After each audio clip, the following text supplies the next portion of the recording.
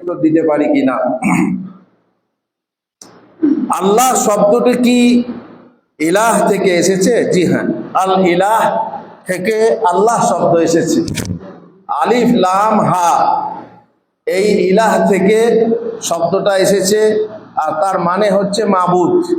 মাবুদ মানে হচ্ছে উপাস্য, তার মানে ইবাদতের যোগ্য। এই জন্য আমরা বলি লা ইলাহ, ইবাদতের যোগ্য কেউ নেই একমাত্র আল্লাহ ছাড়া। আর এই জন্যে আর একটা শব্দ বাড়াতে হবে, সত্য। উপাস্য আল্লাহ ছাড়া কোনো উপাস্য নেই, শাব্দিক অর্থ। কিন্তু নিগুড় তত্ত্বের অর্থ হলো যে আল্লাহ ছাড়া কোনো সত্য উপাস্য নেই। সত্যটা কেন বাড়াতে হবে? যেহেতু মিথ্যা উপাস্যের রমরমা চলছে, মিথ্যা কত ইলাহ রয়েছে আমরা দেখতে পাচ্ছি। এই জন্য সত্য কথাটা বাড়াতে হবে। বেশ, খুব সুন্দর প্রশ্ন, আকীদার বিষয়ক প্রশ্ন। তারপরে এটাই প্রশ্ন রয়েছে তো নাকি, মুসলমানদের সর্বশ্রেষ্ঠ সম্পদ কি? ঈমান ও আমল নিয়ে জীবন যাপন করা, আর মৃত্যুর সময় কালেমা লা ইলাহা ইল্লাল্লাহ মুহাম্মাদুর রাসূলুল্লাহ পড়তে মৃত্যু মুখ হওয়া। এই উত্তর কি সঠিক? মুসলমানদের মধ্যে সব থেকে শ্রেষ্ঠ সম্পদ যেটা বলা হয় সেটা আল্লাহ তাআলা কোরআনে বলেছেন, আল ইয়াউমা আকমালতু লাকুম দীনাকুম ওয়া আতমামতু আলাইকুম নি'মাতি। আল্লাহর নিয়ামত আমাদেরকে পরিপূর্ণ করে দিয়েছেন। সেটা কি? ইন্নাদ-দীনা ইনদাল্লাহিল ইসলাম। এটা ঠিকই আছে, মানে অর্থটা ঠিকই আছে। আমাদের সব থেকে বড় নিয়ামত জীবনে পাওয়ার প্রাপ্তি হচ্ছে, বড় নিয়ামত হচ্ছে ইসলাম। ইসলাম পেয়েছে আলহামদুলিল্লাহ। যেখানে ইসলাম নেই সেখানে গিয়ে দেখুন, আপনি কোথাও আস্তাগফিরুল্লাহ পড়বেন, কোথাও তওবা পড়বেন।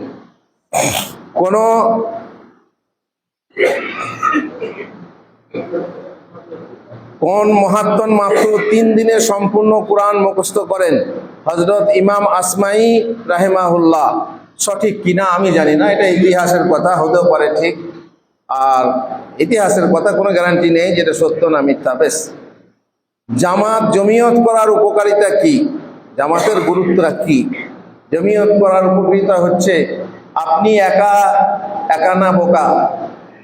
যে কাজ আমরা একা পারবো না সেটা জমিয়তের মাধ্যমে পারবো। আমার গ্রামে কোনো একটা সমস্যা হয়েছে, একা পারবো না, আমি যদি জমিয়তকে নিয়ে যাই সেই কাজটা দেয়া শক্তিশালী হবে। আর যে দাওয়াত আমি একা দিচ্ছি সেই দাওয়াতটা বলিষ্ঠ হবে না। যদি সাংগঠনিকভাবে দিই তাহলে সেই দাওয়াত বলিষ্ঠ হবে। এই জন্য একতাবদ্ধ হয়ে, একা থেকে একতাবদ্ধ হয়ে যদি কাজ করা যায় তাহলে বিশাল মাহাত্ম্য আছে। ওই যে আপনার কার একটা আছে না, যে আমরা হচ্ছে এক বিন্দু বৃষ্টি, আমরা একটা ফুলের কলিও ধুতে পারি না, চলো অর্বুদে অর্বুদে, চলো হাজারে হাজারে আমরা এই বিশ্বস্ত পৃথিবী ভাসিয়ে দেবো। এটা জানি না কোন একজন মনীষীর কথা। তার মানে এক বিন্দু আমরা ফুলের কলিও ধুতে পারি না, কিন্তু যদি অর্বুদে আসি, আকাশ থেকে বৃষ্টি একসাথে নামি, তো আমরা পৃথিবী ভাসিয়ে দিতে পারি। এই জন্যে জমিয়ত করা, জামাত করা ভালো জিনিস। আর যেগুলো হাদিসে আছে জামাত করা, সেগুলো এই সংগঠন করার ফজিলত নয়, যেগুলো আমাদের হুজুররা পেশ করে থাকেন। জামাত করলে যে ব্যক্তি জামাত থেকে সরে গেল, সে ইসলামের রশি গলা থেকে সরিয়ে দিল, সে জামাত এই জামাত নয়। সে জামাত হচ্ছে এক রাষ্ট্র নেতার, একজন মুসলিম রাষ্ট্র নেতার আয়ত্তে সমগ্র মুসলিম জামাত, সেটা হচ্ছে উদ্দেশ্য। আচ্ছা, আমরা যে সভা করি এর উপকারিতা কি? আমরা যে সভা করি আমরা আমাদের ঈমানটাকে ঝালিয়ে নিই। আমরা যে সভা করি আমরা আমাদের কর্তব্যকে ভালোভাবে চিনে নিই। আমরা যে সভা করি গাফেল মানুষকে, উদাসীন মানুষকে জাগ্রত করি, ঘুমিয়ে থাকা মানুষকে জাগ্রত করি। আপনি কেন এটা করেননি, আপনি কেন ওটা করেননি। এইভাবে আমরা সভা করে একে অপরকে ওসিয়ত করি। ওয়াতাওয়াসাউ বিল হাক্কি ওয়াতাওয়াসাউ বিস সবর। আমরা কখনো সবুরের ওসিয়ত করি, কখনো হকের ওসিয়ত করি। আমরা একে অপরের ভুল ধরি, ভুল সংশোধন করি। এই হচ্ছে সবার কাজ। সুন্নত নামাজ 4 রাকাত পড়লে কেমন করে পড়বো? 2 + 2 না শুধু 4? এক সালামে 4 রাকাত পড়া যায়, কিন্তু 2 + 2 2 সালামে পড়া হচ্ছে উত্তম। তাতে দোয়া দরুদও বেশি পড়া হয়। দাড়ি ছাড়া কি হবে? দাড়ি ঝাড়া না ছাড়া? দাড়ি ছাড়া, দাড়ি ছাড়া না ঝাড়া লিখেছে তো? ঝাড়া ঝড় লেখা আছে, বেশ যাই হোক। দাড়ি ছাড়াটা কি, হুকুম কি? দাড়ি লম্বা করার হুকুম কি, আর দাড়ি কেটে দেওয়ার হুকুম কি, একবারে চেঁচে দেওয়া, আর দাড়ি ছুটু ছুটু করে রাখার হুকুম কি? 3টে হুকুমই বলি। দাড়ি লম্বা করা 1 মুঠির, কমসে কম 1 মুঠির বেশি হতে হবে। এখানে 1 মুঠির বেশি আছে, কমসে কম 1 মুঠি হতে পারে, আমি এটা কাটতে পারি। তাহলে এতটুক পরিমাণ রাখা হচ্ছে ওয়াজিব। যদি আপনি না রাখেন তো আপনার গুনাহ হবে। এবারে এই মুঠি থেকে যত কম হবে তত আপনার বেশি খারাপের দিকে যাবে। আর একবার যদি চেঁচে দেন তাহলে এটা একেবারেই হারাম হয়ে যাবে, এটা হবে হারাম। যেহেতু রাসূলুল্লাহ সাল্লাল্লাহু আলাইহি ওয়াসাল্লাম দাড়ি রাখতে আদেশ করেছেন, যেহেতু আল্লাহ রাসূল সাল্লাল্লাহু আলাইহি ওয়াসাল্লাম দাড়ি রাখতে উদ্বুদ্ধ করেছেন, দাড়ি হচ্ছে মুসলমানের চিহ্ন, দাড়ি হচ্ছে ইসলামের প্রতীক, ইত্যাদি ইত্যাদি। অতএব দাড়ি কতটা রাখতে হবে, ছেড়ে দেওয়াটাই উত্তম। নিজের অবস্থায় ছেড়ে দেবেন, কোনো সমস্যা নেই, মানে সেটাই হচ্ছে উত্তম। আর যদি বাই চান্স খারাপ হয়, মানে কারো দেখবেন বেশি লম্বা হওয়াতে ও ভাতে গিয়ে ঠেকছে, তারপরে একজন বলছে ভাই আমি কোদাল পারি তো আমার দাড়িটা কাদার সঙ্গে মিশে যায়। তো আমাদের গ্রামে একজন দাড়িটাকে বেঁধে নিত, এমনি করে দাড়িটাকে বেঁধে নিত। সে যদি বলে আমার দাড়ি ক্ষতি করছে তা সে কাটতে পারে। যেমন মেয়েরা মাথার চুল কাটতে পারে না? পারে না? মেয়েদের মাথার চুল হচ্ছে মেয়েদের সিঁড়ি, মানে সুকেশিনী মহিলা পুরুষদের কাছে আকর্ষণীয়। কিন্তু মেয়েদের চুল যদি ক্ষতি করে, চুল এসে মুখে লাগছে, চুল এত লম্বা যে মানুষ করতে পারছে না, তখন সে কেটে ফেলতে পারে। তেমনি দাড়ি কেটে ফেলতে পারে, কিন্তু কত দূর? যতদূর বলা হয়েছে সাহাবারা রেখেছেন 1 মুষ্টি। কোন কোন সাহাবী 1 মুষ্টি রেখে বাকিটা ছেড়ে ফেলতেন, তার থেকে কম নয়। আর যারা মনে করে এতটুকুটুকু রেখে আমি ইসলাম পালন করছি, ওটার নাম বদনাম জি, ওটা একটা খারাপ কথা আছে, বলবো না। যাই হোক, যতটুকু তাকে মেয়ে বলে মনে হয়, ছেলে বলে মনে না হয়, ব্যাস। এরপরে প্রশ্ন হচ্ছে 4 রাকাত সুন্নত, তো হয়ে গেল। সূরা কাফিরুন ও ইখলাস সূরা দুটি নামাজের কোন ওয়াক্ত এবং ফরজ সুন্নতে পড়া সুন্নত? পরে সুন্নত হচ্ছে ফজরের সুন্নত আর মাগরিবের সুন্নতে। প্রথম রাকাতে সূরা কাফিরুন পড়তে হয়, আর দ্বিতীয় রাকাতে সূরা কুল আল্লাহু আহাদ পড়তে হয়। আর একটা নামাজে পড়তে হয়, যে হাজী সাহেবরা কোন সময় বলুন তো? হ্যাঁ না, বেতের না, হ্যাঁ তাওয়াফ করার পরে, তাওয়াফ করার পরে যে 2 রাকাত পড়তে হয়। প্রথম রাকাতে কুল আল কাফিরুন, দ্বিতীয় রাকাতে কুল আল আহাদ পড়তে হয়, ব্যাস। এবারে প্রশ্ন হচ্ছে ফজরের সুন্নত নামাজ বাড়িতে পড়ে মসজিদে এসে কি মসজিদে সালামি 2 রাকাত সুন্নত পড়ার নিয়ম কি? আপনি ফজরের সুন্নত বাড়িতে পড়লেন ভালো, কিন্তু এমন সময় মসজিদে যান যেন একামত শুরু হয়, যেন একামতটাও পান, আর তাকবীরে তাহরিমা ছুটে না যায়।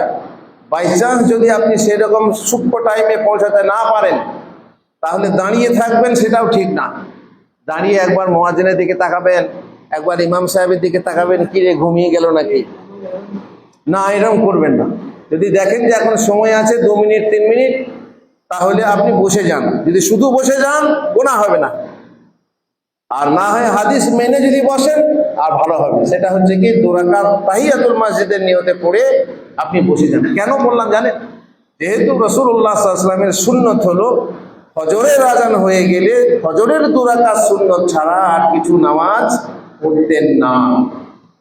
কিন্তু আপনি যখন যাবেন তখন 2 রাকাত সুন্নত পড়ে বসবেন, এটা হচ্ছে কারণ ঘটিত নামাজ, এটা হচ্ছে ব্যতিক্রম। সুতরাং 2 রাকাত সুন্নত পড়ে বসবেন যদি সময় থাকে, আর না হয় এমনি বসে যাবেন, সমস্যা নেই, ব্যাস। আমার একজন কাছের মানুষ মারা গেছে, মাইয়েত উপলক্ষে 40 করা যাবে কি? 6 দিনও করা যাবে না, 8 দিনও করা যাবে না, 40ও করা যাবে না। মরা মানুষের জন্য আপনি সাদকা করুন জি। আপনার মাইয়েতের যদি তার আগে দেখুন যে সে তার সাদকা কাজে লাগবে কিনা। মরা মানুষের জন্য আপনি দোয়া করুন, আর সেই দোয়ার মজলিস করা নয়। আপনি যদি ভালো ছেলে হন, একটু আগে হাদিসে শুনলেন, আও ওয়ালাদিন সালিহিন ইয়াদউ লাহু, আপনি যদি নিজেকে পরীক্ষা করতে চান যে আমি ভালো সন্তান কিনা, তাহলে পরীক্ষা করুন যে আপনি আপনার নামাজের মধ্যে একটি বার অন্তত পক্ষে সিজদার মাঝে বা সালাম ফেরার আগে রাব্বির রাহমহুমা কামা রাব্বায়ানি সাগীরা বলেছেন। যদি আপনি বলেছেন তাহলে আপনি ভালো সন্তান। তবে কোন বাবার জন্য, কোন মায়ের জন্য বলবেন? যারা মুশরিক নয়, কাফের নয়। মুশরিক কাফেরের জন্য দোয়া করা যাবে না, রহমের দোয়া করা যাবে না। অতএব 40 বাদ দেন। 40 বাদ দিয়ে আপনি যদি বলেন আমি খাওয়াবো, অনুষ্ঠান করবেন না। কারণ আনুষ্ঠানিকতা, মানুষের হইচই ইত্যাদি, এতে রিয়া আসে, রিয়া হয়, লোক দেখানি কাজ হয়। এই জন্য চুপে চুপে দান করুন। যে দান পাওয়ার উপযুক্ত নামাজি পরহেজগার মানুষ দেখে তাকে তার হাতে টাকা গুঁজে দেন, তাকে একটা ছাগল কিনে দেন, তাকে একটা রিক্সা কিনে দেন। এই সাদকায়ে জারিয়ার মতো আপনার ওই টাকা আপনার আব্বার নামে একটা কল করে দেন, আপনার মায়ের নামে আপনি সাদকা করুন। আপনিও সওয়াব পাবেন, আপনার মাও সওয়াব পাবেন। কখন কাজে দেবে? যখন তারা মুশরিক হবে না, কাফের হবে না। কারণ মুশরিক কাফেরের জন্য যদি দোয়া করেন কবুল হবে না। আল্লাহ রাসূল সাল্লাল্লাহু আলাইহি ওয়াসাল্লাম মায়ের জন্য তিনি দোয়া করার, প্রার্থনা করার, ক্ষমা প্রার্থনা করার অনুমতি চেয়েছিলেন আল্লাহর কাছে, আল্লাহ অনুমতি দেন। আল্লাহ রাসূল কেঁদেছিলেন যে মায়ের জন্য ক্ষমা প্রার্থনা করতে পারলাম না। কেন পারবো না? যেহেতু আল্লাহ তাআলা বলেছেন মা কানা লিন-নাবিয়্যি ওয়াল্লাযীনা আমানু আইয়াস্তাগফিরু লিল-মুশরিকিন। মুশরিকদের জন্য ক্ষমা প্রার্থনা করা কোন মুমিনের জন্য জায়েজ নয়, কোন নবীর জন্য জায়েজ নয়। এই জন্য আল্লাহ রাসূল কেঁদেছিলেন। সুতরাং তাদেরকে আপনি, তাদের জন্য দান খয়রাত করেও কোনো লাভ হবে না। কোরআন মাজিদ প্রতি হরফে কত করে নেকি পাওয়া যায়? ওটা বললাম, 30টা করে নেকি পাওয়া যায়। নামাজ দাঁড়িয়ে কোরআন পড়লে হরফ প্রতি 100টা নেকি, জানি না, এর কোনো প্রমাণ আছে কিনা জানি না। আর কত পড়লে 50 নেকি, নামাজ পড়া ছাড়া পড়লে 25 নেকি, অজু করলে বিনা অজুতে 10টি, না এগুলো আমরা জানি না। এগুলো কোনো দলিল নেই, কোনো সহি দলিলের কথা আসেনি।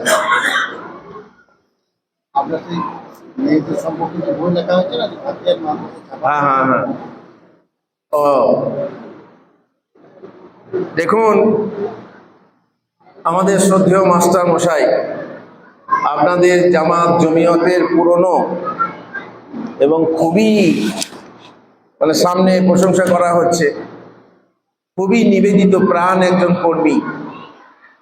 এই মানুষটির প্রচেষ্টা, কারো কারো সহযোগিতায় তিনি একটা প্রতিষ্ঠান গড়ে উঠেছেন, যেখানে আলেমা তৈরি হবে, যেখানে মেয়েরা পড়াশোনা করে আলেমা না হতে পারলেও দিনদার মা তৈরি হবে, দিনদার শাশুড়ি তৈরি হবে, দিনদার বউ তৈরি হবে, দিনদার বেটি তৈরি হবে। এমন এক প্রতিষ্ঠান করেছেন। সেই প্রতিষ্ঠানে উনি যে কোর্স রেখেছিলেন বা রেখেছেন, সেটা হচ্ছে গতানুগতিক কোর্স। যে কোর্স মাদ্রাসাগুলোতে পড়ানো হয়, এই মনে করুন 4 জামাতে মিশকাত, 5 জামাতে তিরমিজি, 6 জামাতে আবু দাউদ, 7 জামাতে মুসলিম, 8 জামাতে বুখারী, এইরকম ধারাবাহিকভাবে যেভাবে আরবি শিখে হাদিস কোরআন পড়তে হয়, তফসির আছে, তফসিরও পড়ানো হয়, জালালাইন ইত্যাদি।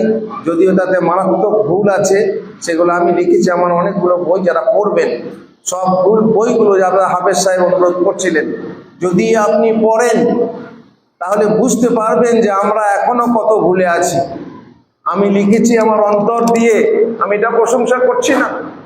আমি আমার প্রথম বই লিখেছি চোখের পানি দিয়ে, যেটা হচ্ছে বিনা বোনের বউ, যেটাকে উপন্যাস বলি, গল্প লিখেছি চোখের পানি দিয়ে। পড়ে দেখুন যে কত ভুলে আমরা আছি। সমাজকে পুনর্গঠন করার জন্য এরকম করেছিলাম। মাস্টার মশাই যিনি আমার পিতৃতুল্য, উনি আমাকে জামাইও বলেন, জামাই তুল্য, আমার কাছে উনি পিতৃতুল্য। তিনি আমার কাছে একটা আশা রেখেছিলেন যে আমি একটা কোর্স তৈরি করে দেব, যে কোর্স আমার মাদ্রাসার মেয়েরা পড়ে যেন একটা আদর্শ মেয়ে হতে পারে। সেটা হয়তো আপনি বুখারী, মুসলিম ইত্যাদি পড়েও হতে পারত, কিন্তু না, বাংলা ভাষাতে পড়ে যেন একটা কোর্স করার পরে যেন আদর্শ রমণী একটা তৈরি হতে পারে। সেই হিসাবে আমি উলা জামাত থেকে নিয়ে একবারে 8 জামাত পর্যন্ত, বুখারী পর্যন্ত বাংলার একটা পিরিয়ড চেয়েছিলাম যে 1 ঘন্টা থাকবে, 30-40 মিনিটের ঘন্টা, প্রত্যেক দিন সেই ঘন্টার ভিতরে এই বাংলাটা পড়াবেন আর তাদের কাছে পরীক্ষা নেবেন। আর কিভাবে পরীক্ষা নিতে হবে আমিও একদিন যাব, যে ম্যাডাম পড়াবেন সেই ম্যাডামকে আমি ট্রেনিং দিয়ে আসবো কিভাবে পড়াতে হবে। যেহেতু একটা মোটা বই, সে মোটা বই পড়িয়েছে, মেয়েরা মুখস্থ করবে না, সম্ভব না। তাহলে কোনগুলো মুখস্থ করতে হবে, কোনগুলো করতে হবে না, শুধু পড়তে হবে। এইগুলো দেখিয়ে দিলে আমি আল্লাহর কাছে আশা রাখি যে আল্লাহ তোমার যদি সন্তুষ্টির উদ্দেশ্যে, তোমার সন্তুষ্টি লাভের উদ্দেশ্যে করেছি, তার তুমি মাকবুল করো এই কোর্সকে। তারা বই ছেপেছেন, তাদেরই ওখান থেকে বিতরণ হচ্ছে বা হবে। আপনারা যদি মনে করেন শুধু মাদ্রাসায় নয়, আপনি আপনার বাড়িতে এই কোর্সটা রাখতে পারেন, আপনার মেয়েদের জন্য, আপনার বৌমাদের জন্য এই কোর্সটা একটার পর একটা আপনি পড়ান। আপনার বাড়িতে, লাইব্রেরিতে মেয়েদের জন্য এই কোর্সটা রাখুন। আপনার যদি বানাত মাদ্রাসা থাকে, মিশন থাকে, এই কোর্সটা আপনি রাখুন, দিয়ে আপনি আদর্শ রমণী, আদর্শ মেয়ে, আদর্শ বৌমা, আদর্শ শাশুড়ি, আদর্শ মা তৈরি করার প্রচেষ্টা করুন। ইনশাআল্লাহ আপনারা সফল হবেন। বইগুলো পাওয়া যাচ্ছে, একসাথে পাবেন, আপনি সবগুলো পাবেন না, এখনো কমপ্লিট করা হয়নি। আমাদের পিসকুড়ি মাসায় কিছু আছে, আর এই সাথে ভেতের পাল্টায় 12খানা বই। এই 12খানা বই কত দাম পড়বে ওনারা বসে দেখবেন। সেই হিসাবে বহু টাকা আপনারা খরচ করছেন, বহু বই, বহু অভিধান, বহু কিছু পড়ছেন। আপনারা শুধু এই কোর্সটা পড়ান, শুধু মায়েদের জন্য, মেয়েরা পড়ে যেন মানুষ হতে পারে, মেয়েরা যেন আদর্শ হতে পারে, তার জন্য। আরো কিছু প্রশ্ন এসেছে, টুপি ছাড়া নামাজ হবে কি না? টুপি ছাড়া নামাজ হবে, কিন্তু টুপি ছাড়া যদি নামাজ পড়া হয় আল্লাহর একটা বিধানকে লঙ্ঘন করা হবে। সূরা আরাফে আল্লাহ তাআলা বলেছেন, ইয়া বানি আদামা খুযু জিনাতাকুম ইনদা কুল্লি মসজিদ। প্রত্যেক মসজিদ কিংবা প্রত্যেক সালাতের সময় তুমি সৌন্দর্য ধারণ করো। আল্লাহর দরবারে এলে সৌন্দর্য ধারণ করো। বেয়াই বাড়ি যাও, মাশাআল্লাহ সৌন্দর্য ধারণ করে যা। এমনকি সিনেমা দেখতে গেলেও ভালো লিবাসটি পরে যাবে। কিন্তু আল্লাহর দরবারে মসজিদে আসবে গামছা, তাও আবার সেই ঘাম ঘাম গন্ধ, গামছা গায়ে দিয়ে মসজিদে নামাজ পড়তে আসবে। জি, এটা আল্লাহর বিধান মানা হলো? এটা কি আল্লাহর বিধান মানা হলো?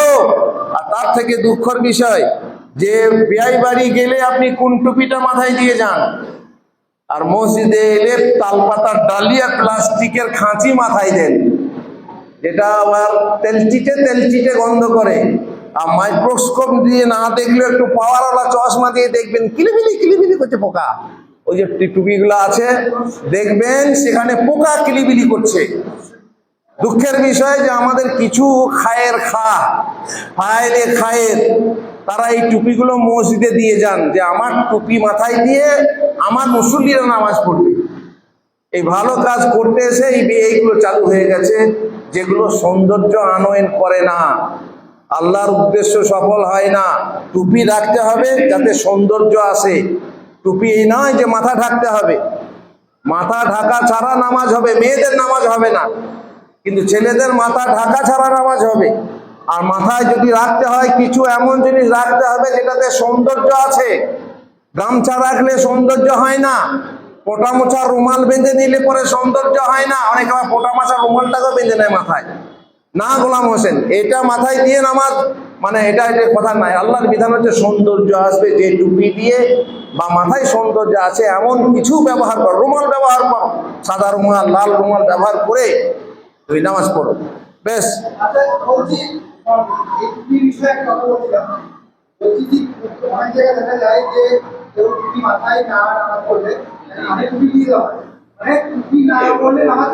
তাদের ধারণা না, সে ভুল ধারণা, ভুল ধারণা। খালি মাথায়ও নামাজ হবে, কোনো সমস্যা নেই বেশ। হ্যাঁ বলুন। আসসালামু আলাইকুম। আপনারা এক একজন করে গিয়ে উঁচু করে নিন, এর প্রশ্ন আর কেউ দেবেন না, প্রশ্ন আর দেবেন না। আমরা শেষ করতে চলেছি এবং আজানের পরে পরেই নামাজ হবে। যে 15 মিনিট সময় নেওয়া হয় সেটা আজকে নেওয়া হবে না। আর বহিরাগত যে সমস্ত মেহমান আছেন চলে যাবেন না, একটু খাওয়া দাওয়ার ব্যবস্থা আছে, খাওয়া দাওয়া করে যাবেন। মাশাআল্লাহ মাশাআল্লাহ বেশ। এবারে চলুন আর কিছু প্রশ্ন। পাকা মেম্বরের উপরে জুমার খুতবা দেওয়া যাবে কিনা? পাকা মেম্বর, মেম্বর বেচারি এমন এক বেচারি, মেঝে হয়ে গেল কাপড়ের মেঝে থেকে টাইলওয়ালা হলো, ছাদ হয়ে গেল খেজুর পাতার ছাদ থেকে মাশাআল্লাহ পাকা ছাদ হলো। এখন মেম্বর বেচারি ফেরে পড়ে গেছে, ও কাঠের মেম্বর চাই, তাছাড়া খুতবা হবে না। এরকম কিছু আলেম যুক্তি দিয়ে মেম্বরটাকে কাঠের করে রাখতে চায়। বাকিগুলো করলে না কেন? বাকিগুলো কাপড় করে রাখো, ওই ছাদটাকেও তুমি খেজুর গাছের ছাদ করে রাখো। এটা নয় উদ্দেশ্য, এটা নয় উদ্দেশ্য। হচ্ছে উঁচু জায়গাতে উঠে খুতবা দেওয়া। অতএব যদি সিমেন্ট দিয়ে বানিয়ে নেওয়া হয়, টাইল দিয়ে মেম্বর বানিয়ে নেওয়া হয়, সেটা সুন্নতের খেলাফ হবে তা নয়। সুন্নত হচ্ছে উঁচু জায়গায় দাঁড়িয়ে খুতবা দেওয়া, এটা যেন মনে থাকে। আচ্ছা,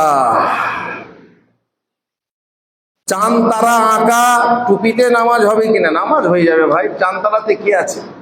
চাঁদ তারায় যদি কিছু বিশ্বাস রাখো এটা, তাহলে শিরিক হতে পারে, কিন্তু নামাজ হবে না তা নয়। কতটা ইলম অর্জন করা ফরজ, যতটা ইলম তোমার কাজে লাগবে। যতটা ইলম না থাকলে তুমি জাহেল হবে, যতটা ইলম না থাকলে তুমি ইবাদত করবে না, বিদাত করবে। যতটা ইলম না থাকলে তুমি তোমার নামাজটা সঠিক হবে না, তোমার রোজাটা সঠিক হবে না, তোমার হজটা সঠিক হবে না, ইত্যাদি ইত্যাদি।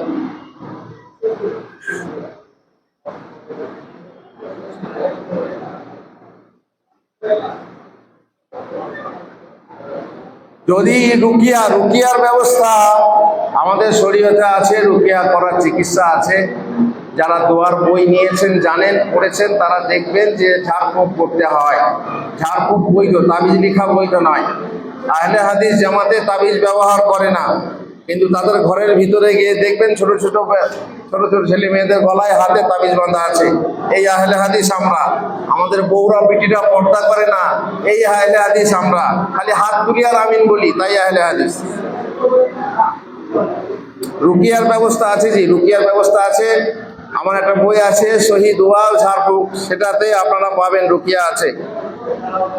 সমাজে সব শ্রেণীর অন ইসলামিক কাজে লিপ্ত লোকেদের নিকট চাঁদা নিয়ে বহিরাগত মেহমানদের খাওয়ানো যাবে। তাছাড়া ওই সব টাকায় মসজিদ নির্মাণ করা যাবে, যদি হালাল টাকা হয়। হালাল টাকা হলে খাওয়ানো যাবে, মসজিদ নির্মাণ করা যাবে। তবে মসজিদ নির্মাণ করতে অমুসলিমদের কাছে টাকা নেওয়া ঠিক নয়, ঠিক নয়। নেওয়া যাবে যদি হালাল টাকা হয়, ঠিক নয়। কেন? কারণ আজকে যদি আমরা তাদের কাছ থেকে মসজিদের জন্য চাঁদা নিই, কালকে ব্যবসায়ী হিসাবে তাদের মন্দিরের জন্য চাঁদা দিতে হবে, যেটা আমাদের জন্য জায়েজ না। এই জন্য না নেওয়াটাই উত্তম।